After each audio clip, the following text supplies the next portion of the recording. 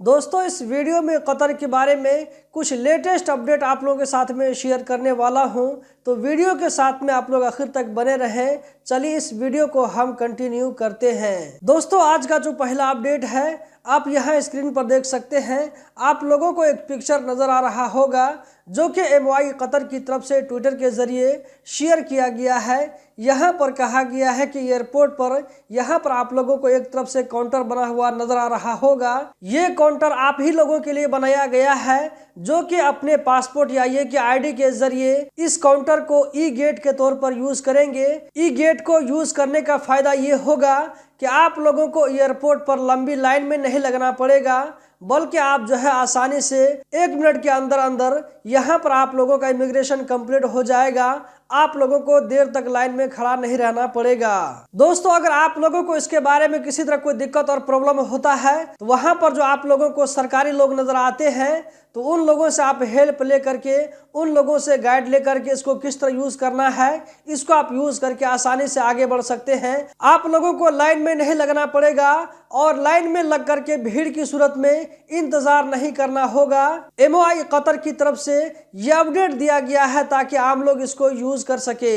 दोस्तों आज का जो अगला अपडेट है आप यहाँ स्क्रीन पर देख सकते हैं। आप लोगों के साथ में रेफरेंस के साथ शेयर कर रहा हूँ। यहाँ पर कहा जा रहा है कि कस्टम वालों ने 5.5 टन तंबाकू से रिलेटेड सामान को जब्त कर लिया है जो कि एक कमर्शियल शिप के जरिए लाया जा रहा था। जिस शिप में यह सामान लदा हुआ था, जब वो शिप कतर पहुंचती है सामान को बाहर निकाला जाता है। जैसे ही ऑफिसर कोई सामान पर शक होता है तो इसको एक्सरे मशीन में डाल करके चेक किया जाता है तो पता चलता है कि ये जो है सामान तंबाकू से रिलेटेड सामान है। इसके बाद में इसको पूरा सामान को जब्त कर लिया जाता है जिसका वजन यहाँ पर देख सकते हैं 5.5 टन बताया जा रहा है। दोस्तों अगली तस्वीर देखने के बाद में आप लोगों को ऐसा महसूस हो रहा होगा कि यहाँ पर कुछ ऐसा हादसा हो गया है जिस हादसा से निपटने के लिए यहाँ पर लोग कोशिश कर रहे हैं। इमरजेंसी के यहाँ पर सिचुएशन पैदा हो गया है।